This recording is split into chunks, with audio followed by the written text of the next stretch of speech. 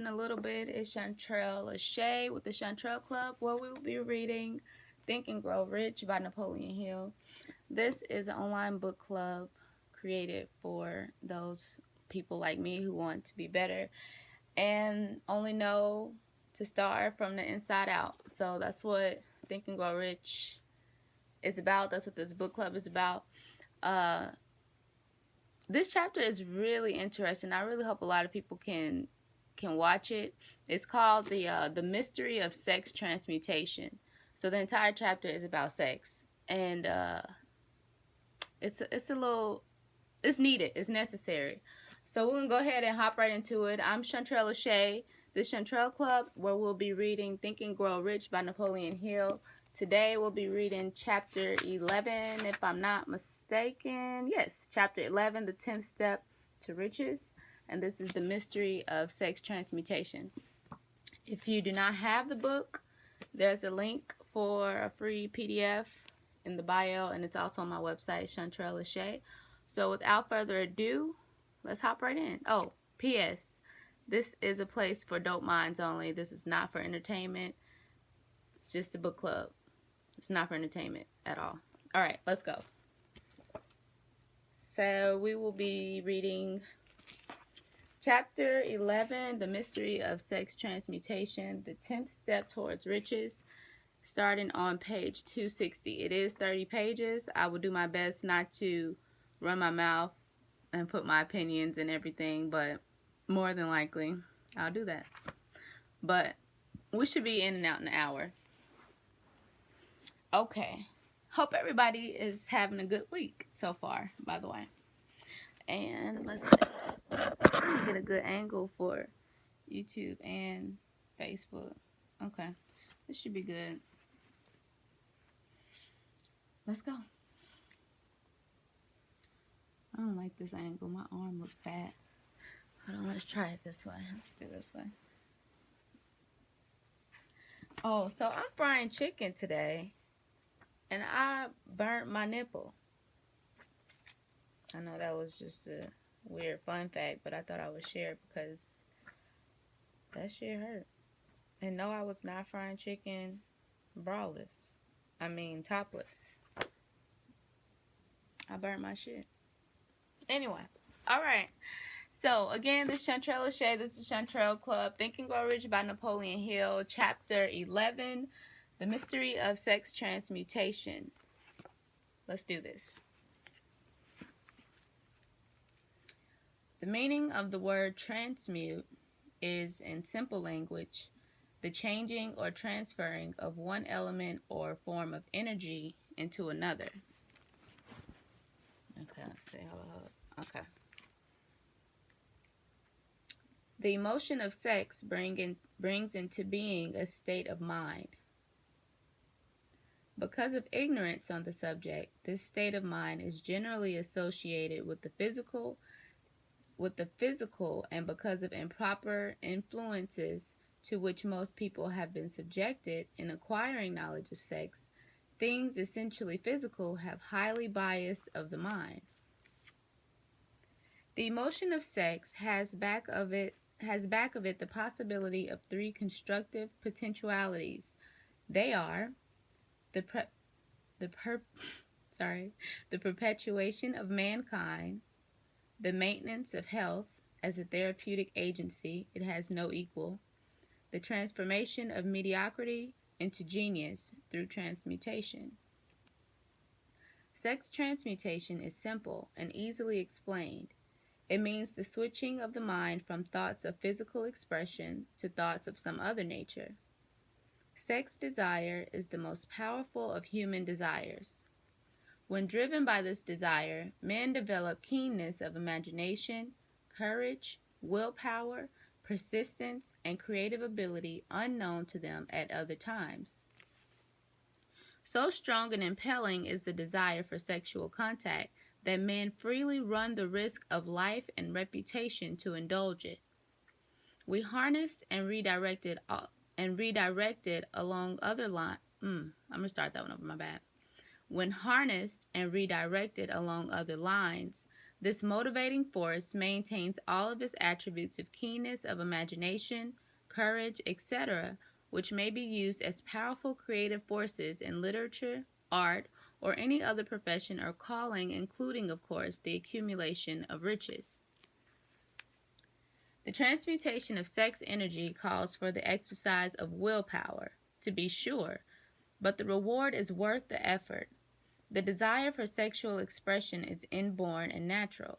The desire cannot and should not be submerged or eliminated, but it should be given an outlet through forms of expression which enrich the body, mind, and spirit of man. If not given this form of outlet through transmutation, it will seek outlets through purely physical channels. A river may be dammed and its water controlled for a time, but eventually it will force an outlet. The same is true of the emotion of sex.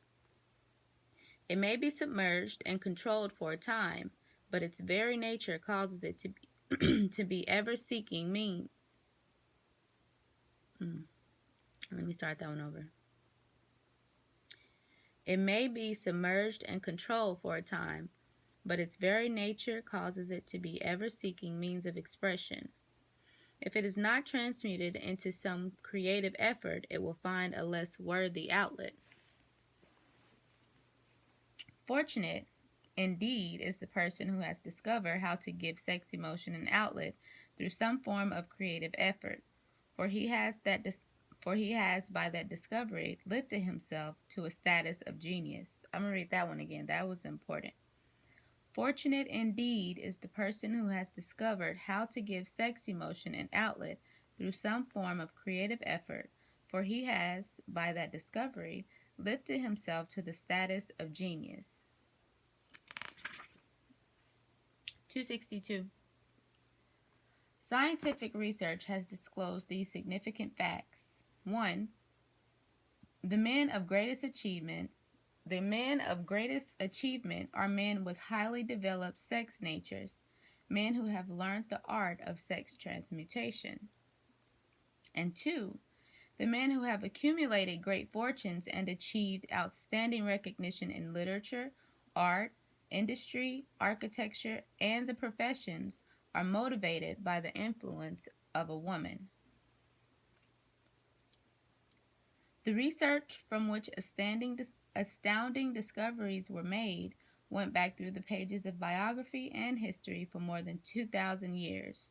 Wherever there was evidence available in connection with the lives of men and women of great achievement, it indicated most convincingly that they possessed highly developed sex natures. The emotion of sex is an irresistible force against which there can be no such opposition as an immovable body. When driven by this emotion, men become gifted with the superpower for action. Understand this truth, and you will catch the significance of this statement that sex transmutation will lift one to the status of a genius.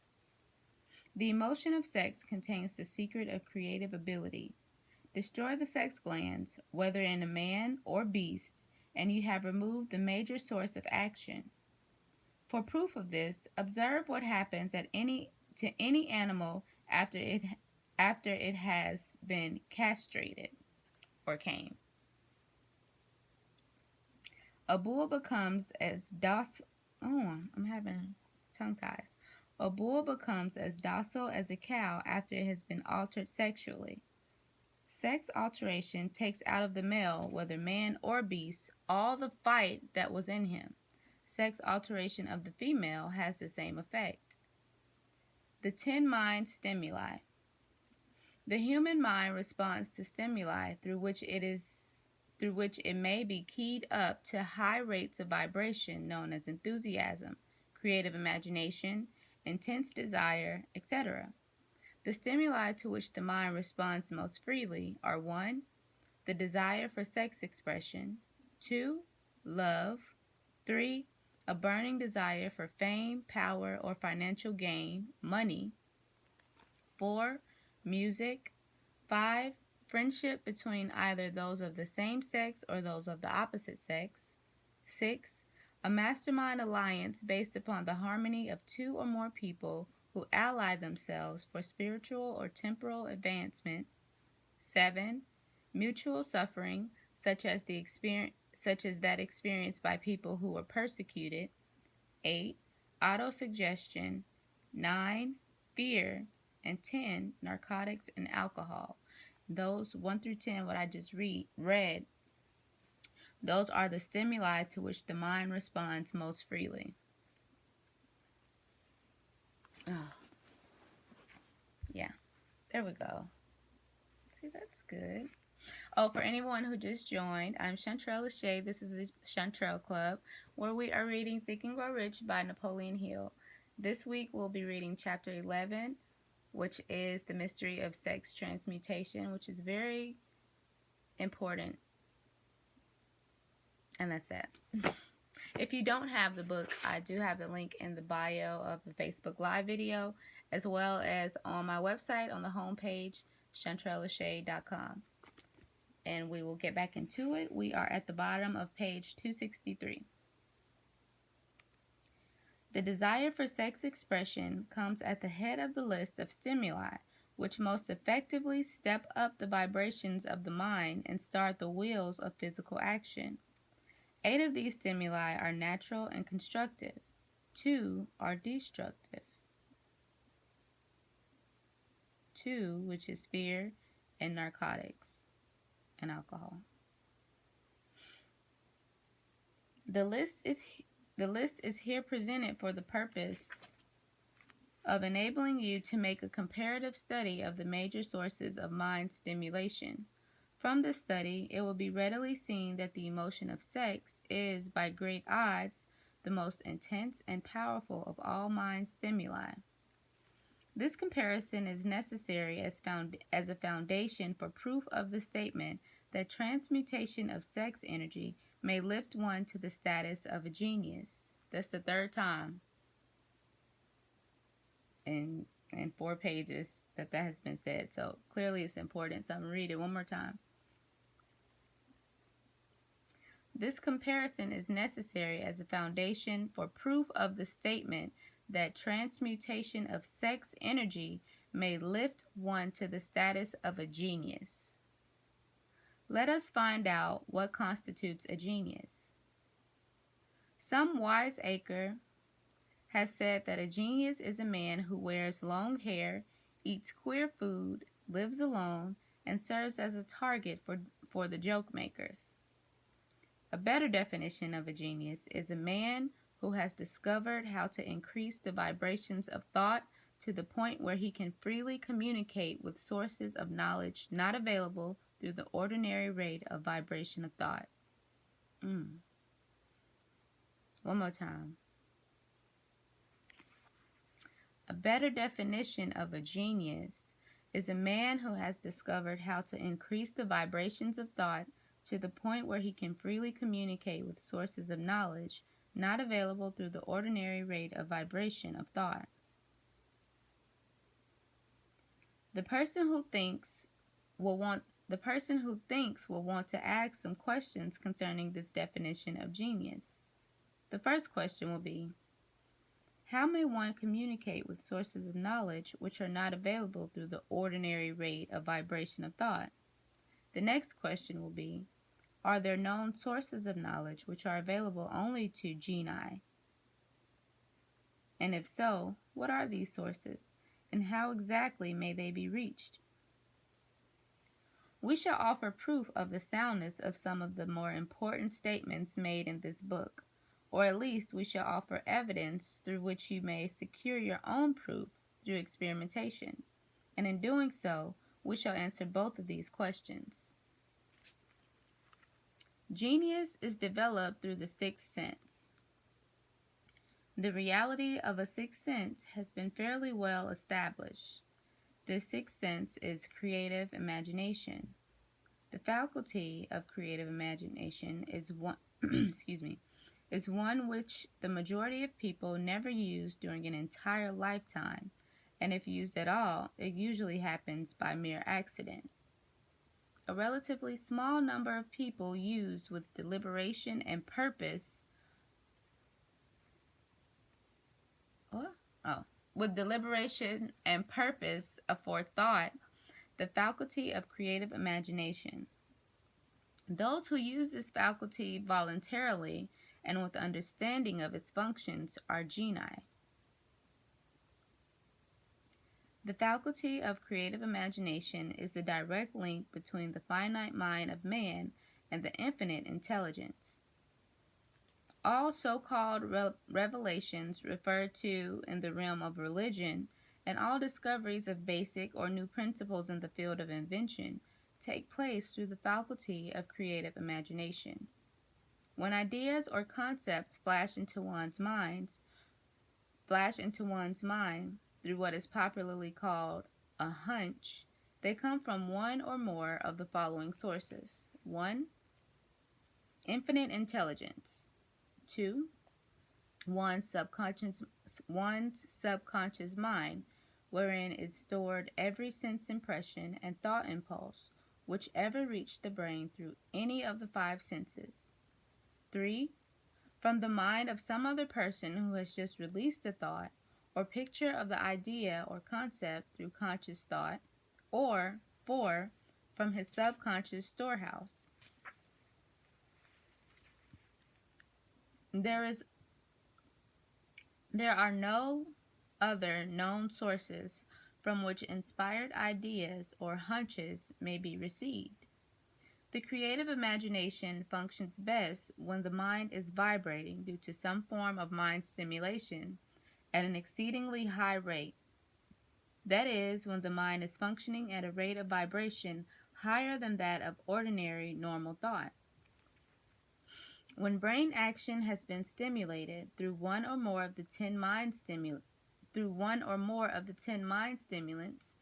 it has the effect of lifting the individual far above the horizon of ordinary thought and permits him to envision distance, scope, and quality of thoughts not available on the lower plane, such as that occupied while one is engaged in the solution of the problems of business and professional routine. When lifted to this higher level of thought through any form of mind stimulation, an individual occupies relatively the same position as one who has ascended in an airplane to a height from which he may see over and beyond the horizon line which limits his vision, while on the ground.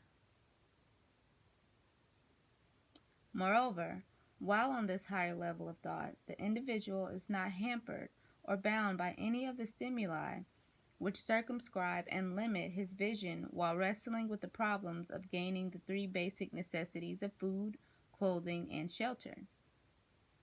He is not in a world of thought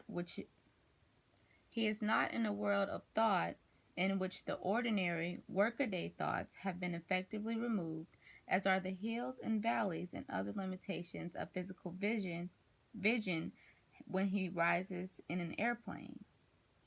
So, I'm just keep reading. While on this exalted plane of thought, the creative faculty of mind is given freedom for action. The way has been cleared for the sixth sense to function. It becomes receptive to ideas which could not reach the individual under any other circumstances. The sixth sense is the faculty.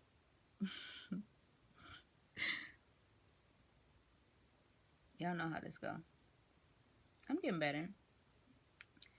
The sixth sense is the faculty which marks the difference between a genius and an ordinary individual. That was a very strong statement. The creative faculty becomes more alert and receptive to vibrations originating outside the individual's subconscious mind the more this faculty is used, and the more the individual relies upon it and makes demands upon it for thought impulses. This faculty can be cultivated and developed only through use. That which is known as one's conscious operates entirely through the faculty of the sixth sense. The great artists, writers, musicians, and poets became great because they acquired the habit of relying upon this still, small voice which speaks from within through the faculty of creative imagination. It is a fact well known to people who have keen imaginations that their best ideas come through so-called hunches. There is a great orator who does not attain the greatness until he closes his eyes and begins to rely entirely upon the faculty of creative imagination. When asked why he closed his eyes just before the climaxes of his oratory, he replied, "I do it because then I speak through ideas which come to me from within." One of America's most successful and best-known financiers followed the habit of closing his eyes for 2 or 3 minutes before making a decision. When asked why he did this, he replied, "With my eyes closed, I am able to draw upon a source of superior intelligence." The late Dr. Elmer R. Gates of Chevy Chase, Maryland, created more than 200 useful patents, many of them basic, through the process of cultivating and using the creative faculty. His method is both significant and interesting to one interested in attaining the status of genius, in which category Dr. Gates unquestionably belonged. Dr. Gates was one of the really great, though less publicized, scientists of the world. In his laboratory, he had what he called his personal communication room. It was practically soundproof and so arranged that all light could be shut out. It was equipped with a small table on which he kept a pad of writing paper. In front of the table on the wall was an electric push button which controlled the lights. When Dr. Gates desired to draw upon the forces available to him through his creative imagination, he would go into his room, seat himself at the table, shut off the lights, and concentrate upon the known factors of the invention on which he was working, remaining in that position until ideas began to flash into his mind in connection with the unknown factors of the invention.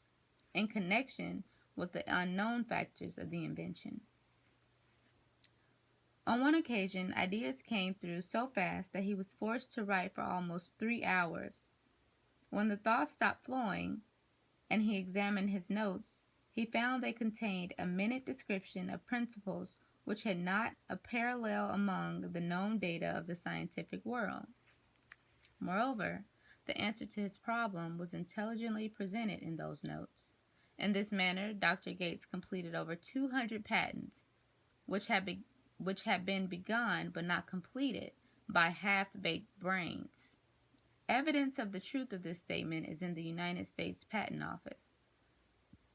Dr. Gates earned his living by sitting for ideas for individuals and corporations.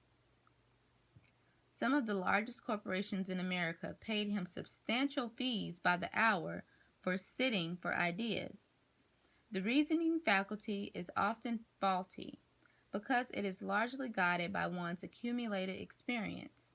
Not all knowledge which one accumulates through experience is accurate. One more time for that one. Not all knowledge which one accumulates through experience is accurate. Ideas received through the creative faculty are much more reliable for the reason that they come from sources more reliable than any which are available to the reasoning faculty of the mind. The major difference between the genius and the ordinary crank inventor may be found in the fact that the genius works through his faculty of creative imagination, while the crank knows nothing of this faculty. The scientific inventor, such as Mr. Edison or Dr. Gates, makes use of both the synthetic and creative faculties of imagination. For example, the scientific inventor or genius begins an invention by organizing and combining the known ideas or principles accumulated through experience, through the synthetic faculty, the reasoning faculty. If he finds this accumulated knowledge to be insufficient for the completion of his invention, he then draws upon the sources of knowledge available to him through his creative faculty. The method by which he does this varies with the individual, but this is the sum and substance of the procedure. All right.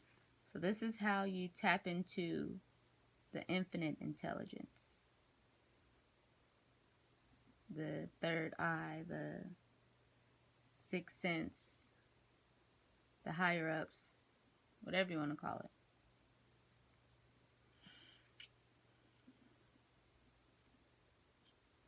He stimulates his mind so that it vibrates on a higher than average plane, using one or more of the 10 mind stimulants or some other stimulant of his choice.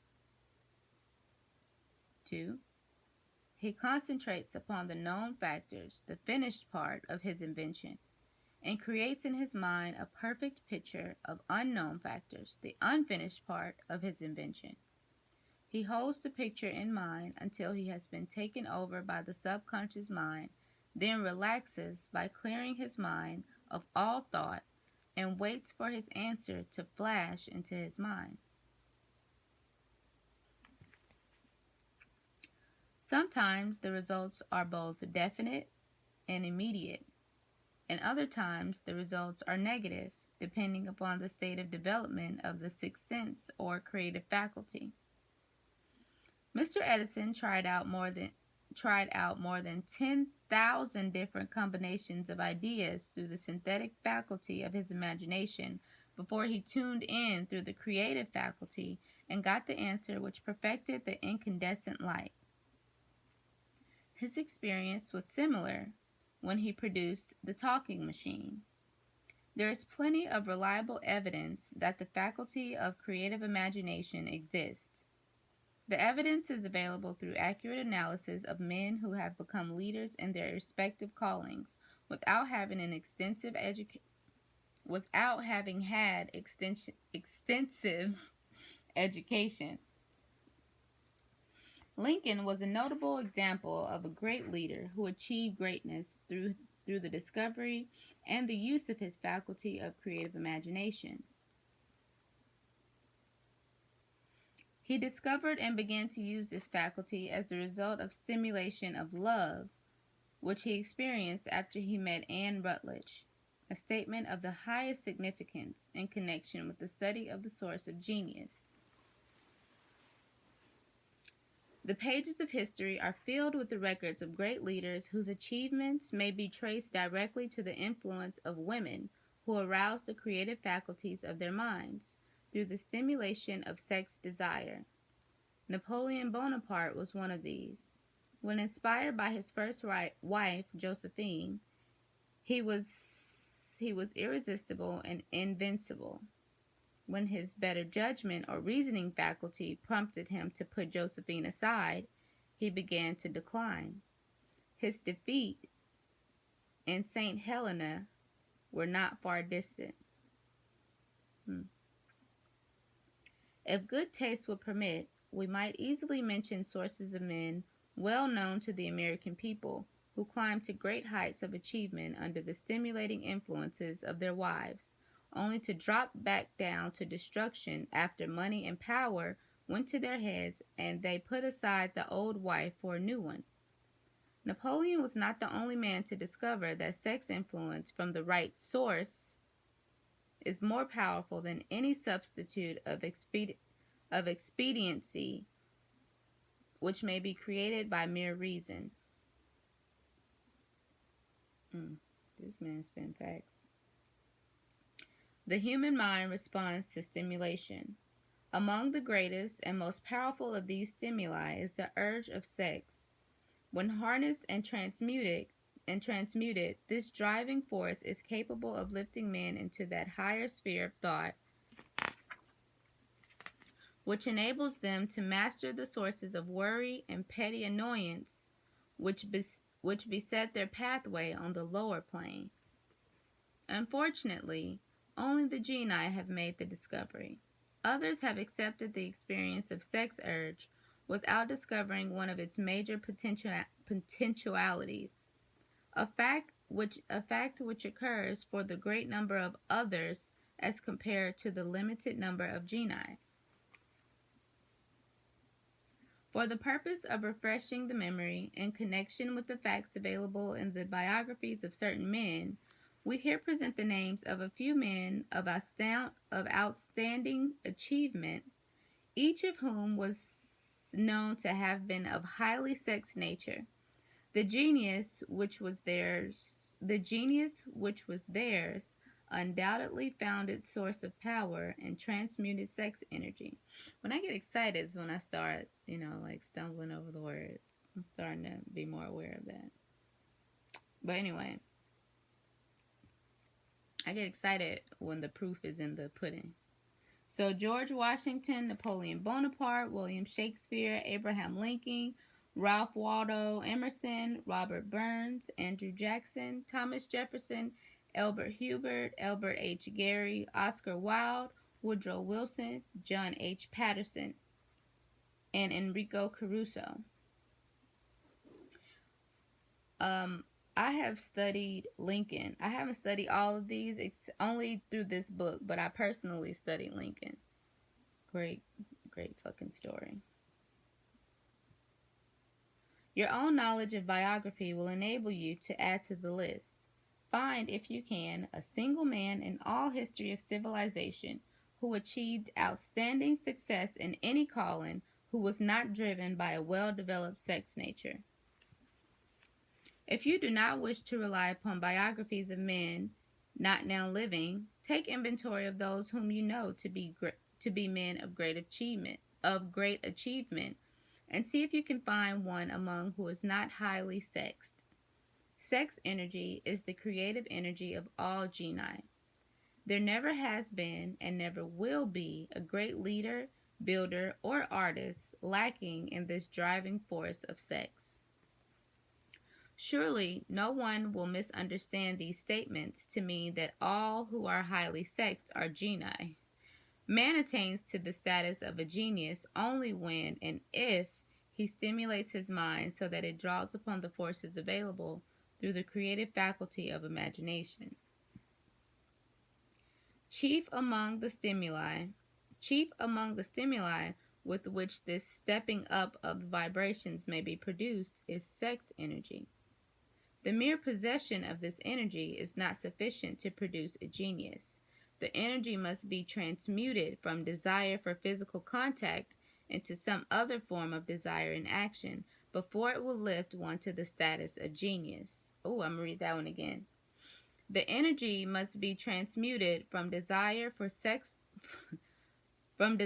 physical contact into some other form of desire and action before it will lift one to the status of genius. Far from becoming genii because of the great sex desires, the majority of men lower themselves through misunderstanding and misuse of this great force to the status of the lower animals. Why men seldom succeed before 40. I discovered from the analysis of over 25,000 people that men who succeed in an outstanding way seldom do so before the age of 40, and more often they do not strike their real pace until they are well beyond the age of 50.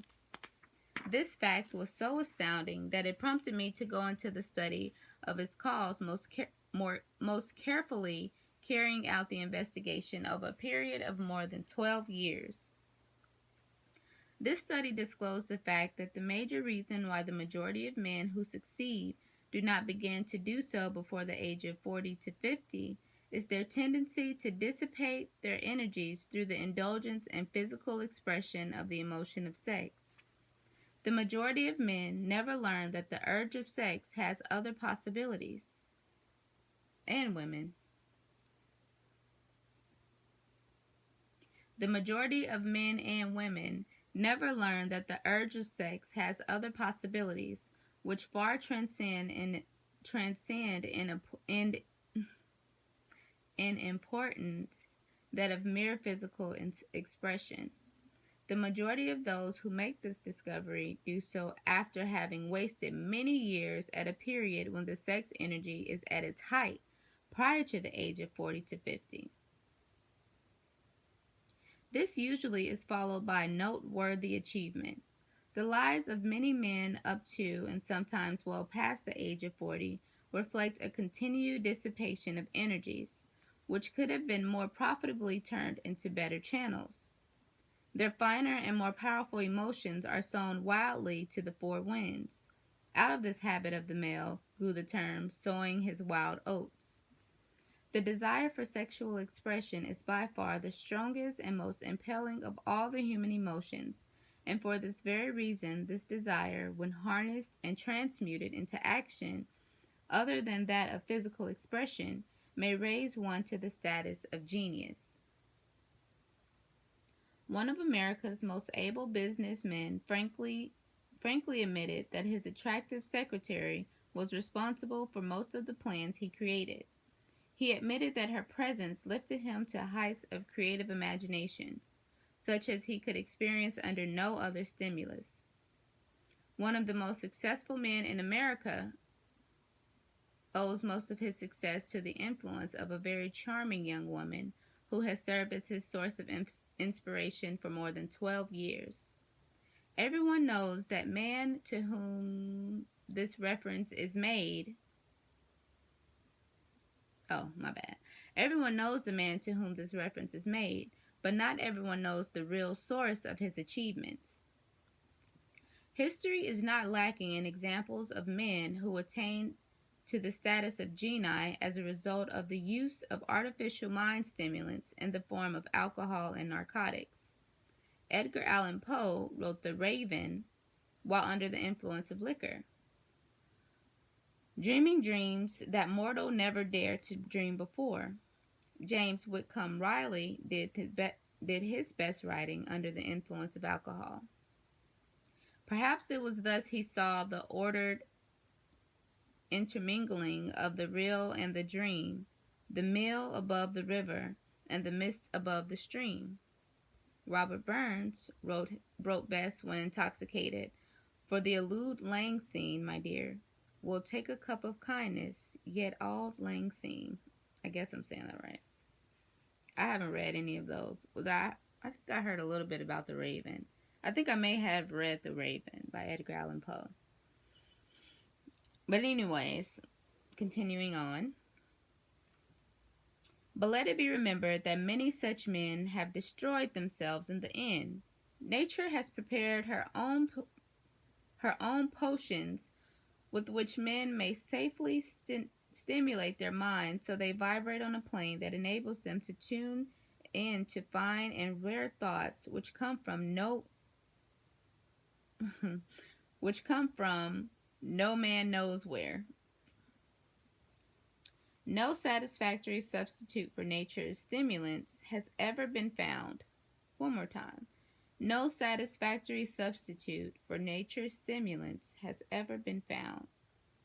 It is a fact well known to psychologists that there is a very close relationship between sex desires and spiritual urges, a fact which accounts for the peculiar behavior of people who participate in the orgies known as religious revivals, common among the primitive types. The world is ruled and the destiny of civilization is established by the human emotions. People are influenced in their actions, not by reason so much as by feelings. The creative faculty of the mind is set into action entirely by emotions and not by cold reason. The most powerful of all human emotions is that of sex. There are other mind stimulants, some of which have been listed, but no one of them nor all of them combined can equal the driving power of sex. A mind stimulant is any influence which will either temporarily or permanently increase the vibrations of thought. The 10 major stimulants described are the most commonly resorted to.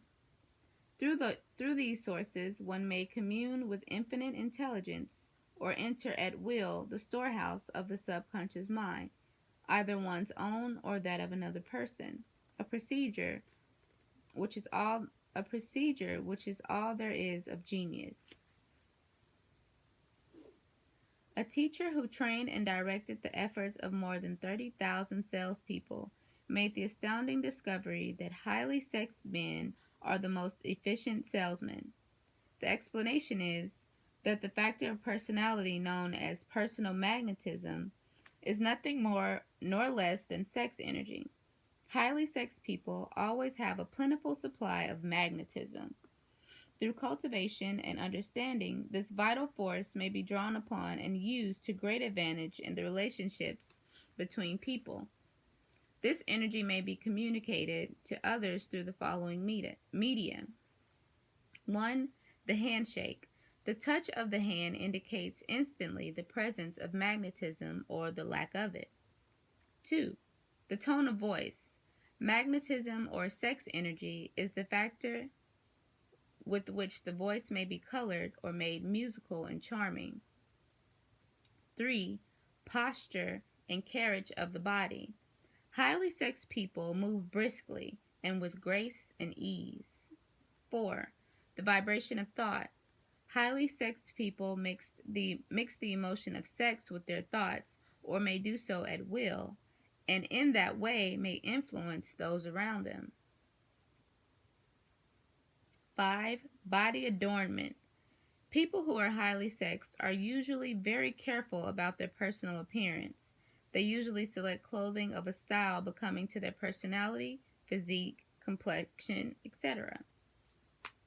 See, so there's a science to all of this. The thing that sucks is we never learned it or were never introduced to it. But that's okay because we're being introduced to it now. This is the shit that should be taught in school. You know what I'm saying? Not no fucking Pythagorean theorem. I didn't forgot what that shit is. But you know what I'm saying? This is real life. YouTube, Facebook, this is real life. Continuing on. When employing salesmen, the more capable sales manager looks for the quality of personal magnetism as the first requirement of a salesman. People who lack sex energy will never become enthusiastic nor inspire others with enthusiasm. And enthusiasm is one of the most important requisites in salesmanship, no matter what one is selling. The public speaker, orator, preacher, lawyer, or salesman who is lacking in sex energy is a flop as far as being able to influence others is concerned. Couple with this the fact that most people can be influenced only through an appeal to their emotions, and you will understand the importance of sex energy as a part of the salesman's native ability. Master salesmen attain the status of mastery in selling because they either consciously or unconsciously transmute the energy of sex into sales enthusiasm. In this statement may be found a very practical suggestion as to the actual meaning of sex transmutation. The salesman who knows how to take his mind off the subject of sex and direct it in sales effort with as much enthusiasm and determination as he would apply to his original purpose, has acquired the art of sex transmutation, whether he knows it or not. So that's basically the definition of sex transmutation. I'm going to say it one more time. The salesman who knows how to take his mind off the subject of sex and direct it to sales effort with as much enthusiasm and determination as he would apply it to the original purpose, has acquired the art of sex transmutation, whether he knows it or not. The majority of salesmen who transmute their sex energy do so without being in the least aware of what they are doing or how they are doing it. Transmutation of sex energy sells for more willpower than the average person cares to use for this purpose. Oh, let me read that again. I didn't read that right. Transmutation of sex energy calls for more willpower than the average person cares to use for this purpose. Those who find it difficult to summon willpower sufficient for transmutation may gradually acquire this ability. Through this requires willpower. The reward for the practice is more than worth the effort. The entire subject of sex is one with which the majority of people appear to be unpardonably ignorant. The urge of sex has been grossly misunderstood, slandered, and burlesqued by the ignorant and the evil-minded, for so long that the very word sex is seldom used in polite society. Men and women who are known to be blessed, yes, blessed, with highly sex natures, are usually looked upon as being people who will bear watching, who will bear watching. Okay. Instead of being called blessed, they are usually called cursed. Y'all hear that? Let me read that one more time for y'all. One more time. Men and women who are known to be blessed, yes, blessed in all capital letters, with highly sex natures, are usually looked upon as being people who will bear watching. Instead of being called blessed, they are usually called cursed. Millions of people.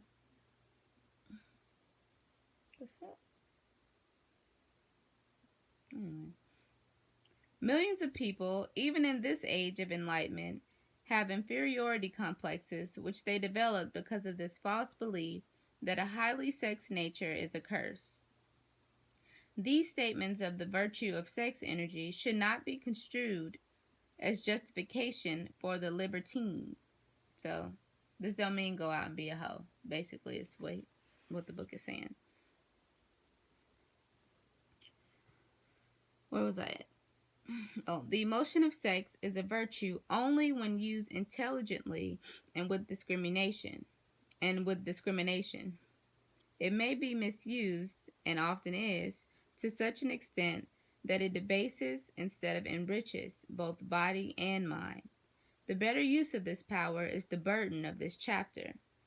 It seemed quite significant to the author when he made the discovery that particularly every great leader whom he had the privilege of analyzing was a man whose achievements were largely inspired by a woman. In many instances, the woman in the case was a modest, self-denying wife of whom the public had heard but little or nothing. In a few instances, the source of inspiration has been traced to the other woman. Perhaps such cases may not be entirely unknown to you. Intemperance in the sex habits is just as detrimental as intemperance in habits of drinking and eating.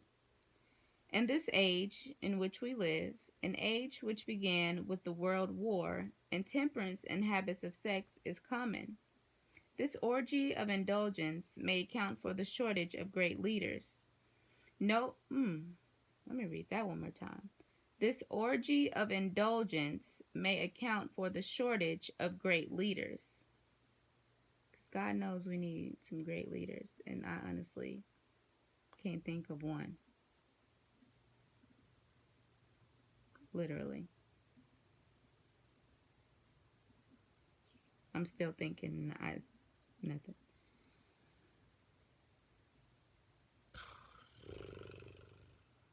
Where are we? Okay. At the bottom of 279. No man can avail himself of the forces of his creative imagination while dissipating. Yeah, okay. Let me read that again. No man can avail himself of the forces of his creative imagination while dissipating them. Man is the only creature on earth which violates nature's purpose in this connection. Every other animal indulges its sex nature in moderation and with purpose which harmonizes with the laws of nature. Every other animal responds to the call of sex only in season. Man's inclination is to declare open season. Every intelligent person knows that stimulation in excess through alcoholic drink and narcotics is a form of intemperance which destroys the vital organs of the body, including the brain. Not every person knows, however, that overindulgence in sex expression may become a habit as destructive and detrimental to creative effort as narcotics or liquor. A sex madman is not essentially different than a dope madman. Both have lost control over their faculties of reason and willpower. Sexual overindulgence may not only destroy reason and willpower, but it may also lead to either temporary or permanent insanity. Many cases of hypochondria, imaginary illness, grow out of habits developed in ignorance of the true function of sex. From these brief references to the subject, it may be readily seen that ignorance on the subject of sex transmutation forces stupendous penalties upon the ignorant on the one hand, and withholds from them equally stupendous benefits on the other. Widespread ignorance on the subject of sex is due to the fact that the subject has been surrounded with mystery and beclouded by dark silence. The conspiracy of mystery and silence has had the same effect upon the minds of young people that the psychology of prohibition had. The result has increased The result has been increased curiosity and desire to acquire more knowledge of this verboten subject, and to shame of all lawmakers and most physicians by training best qualified to educate youth on the subject. Information has not been easily available. Seldom does an individual enter upon highly creative effort in any field of endeavor before the age of 40. The average man reaches this period of his greatest capacity to create between 40 and 50.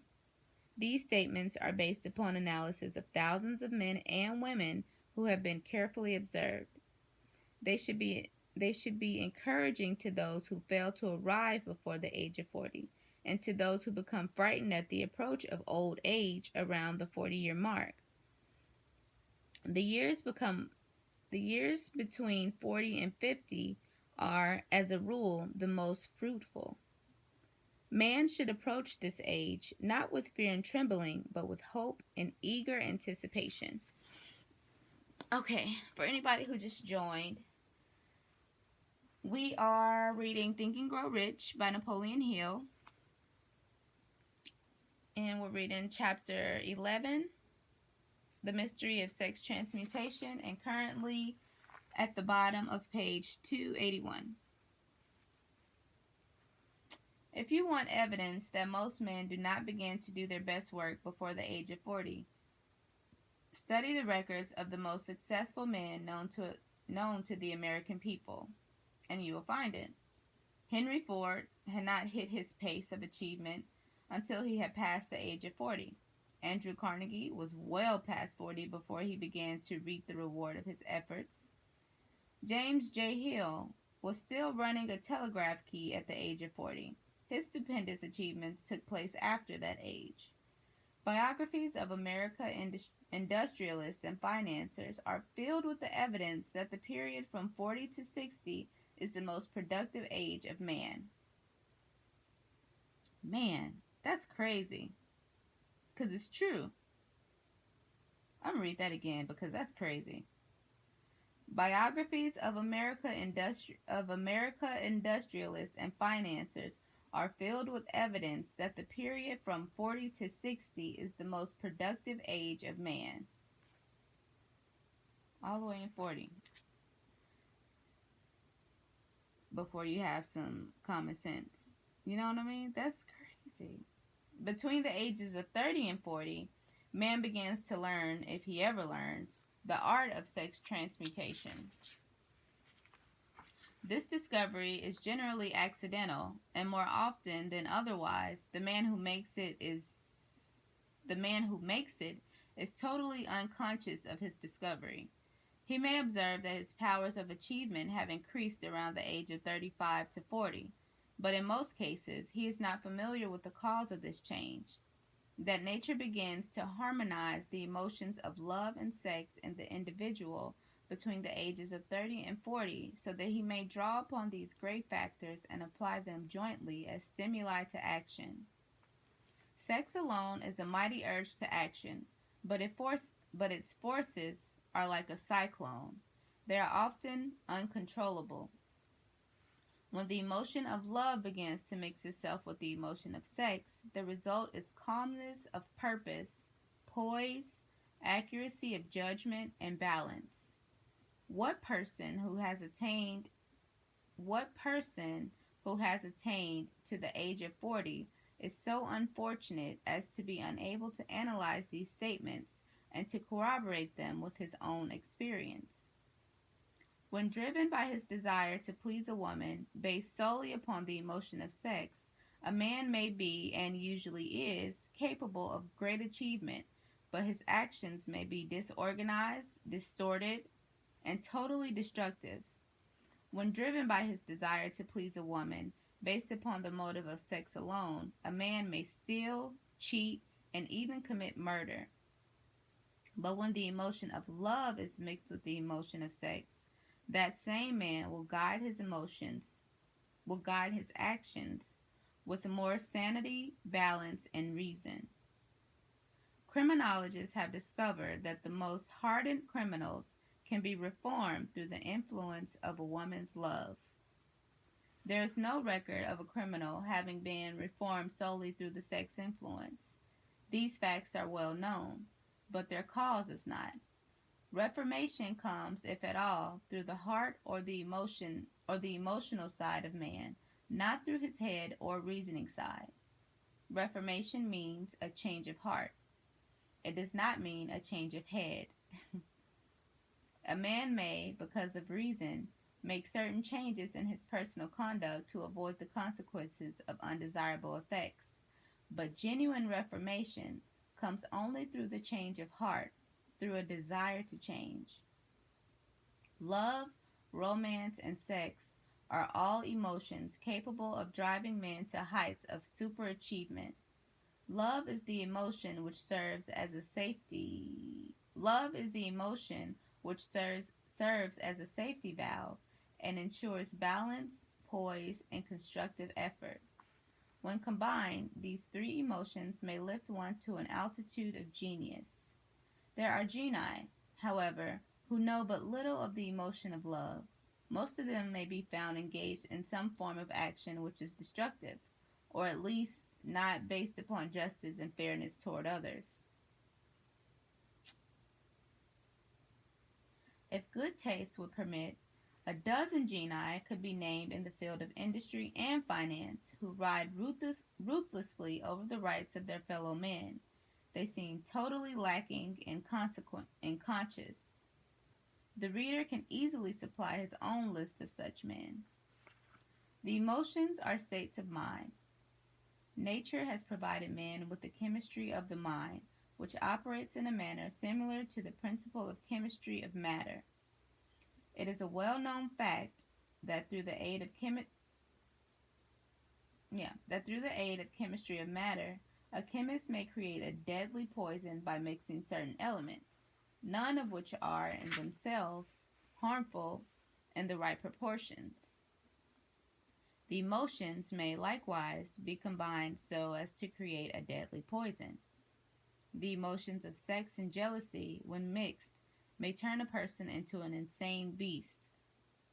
The presence of any one or more of the destructive emotions in the human mind, through the chemistry of the mind, sets up a poison which may destroy one's sense of justice and fairness. In extreme cases, the presence of any combination of these emotions in the mind may destroy one's reason.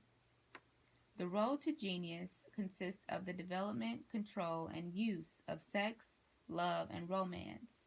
Briefly, the process may be stated as follows.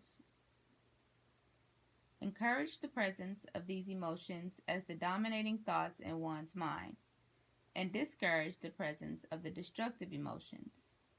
The mind is a creature of habit. It thrives upon the dominating thoughts fed to it. Let's read that one again. The mind is a creature of habit. It thrives upon the dominating thoughts fed to it.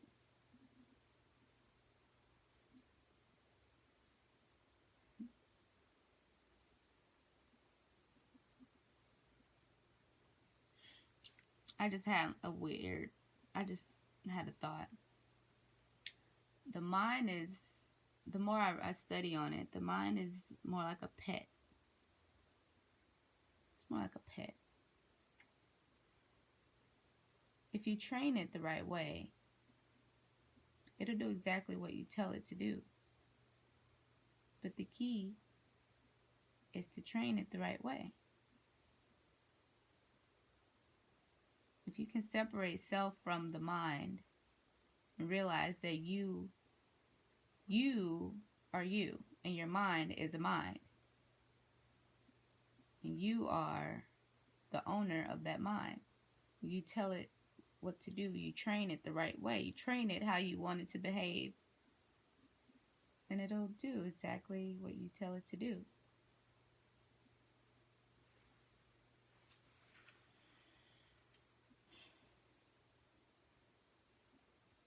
Through the faculty of willpower, one may discourage the presence of any emotion and encourage the presence of any other.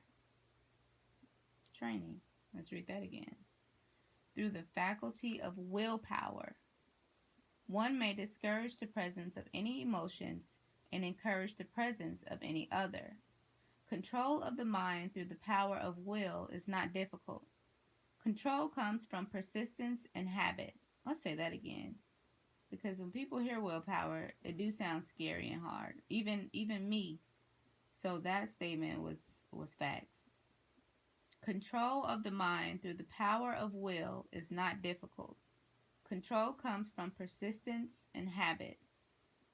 Control comes from persistence and habit. Persistence and habit is one and the same, really. If you keep doing it over and over again, it's a habit. Yeah. The secret of control lies in understanding the process of transmutation. When any negative emotion presents itself in one's mind, it can be transmuted into a positive or constructive emotion by the simple procedure of changing one's thoughts. There is no other road to genius than through voluntary self-effort. That's all in caps. There is no other road to genius than through voluntary self-effort. A man may attain to great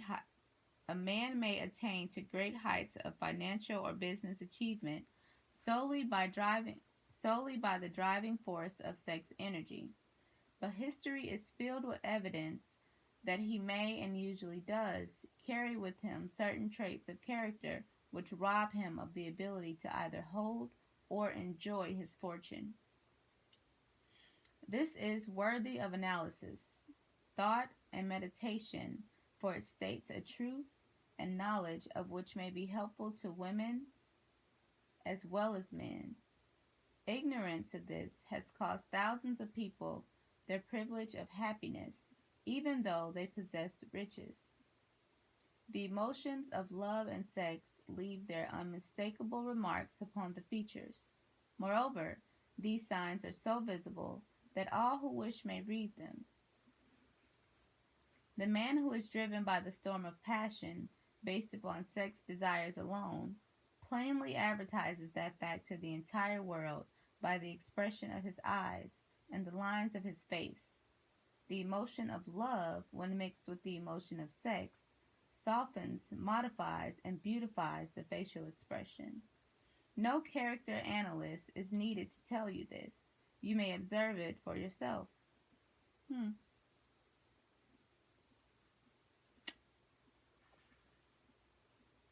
The emotion of love brings out and develops the artistic and aesthetic nature of man. It leaves its impress upon one's very soul, even after the fire has been subdued by time and circumstance. Memory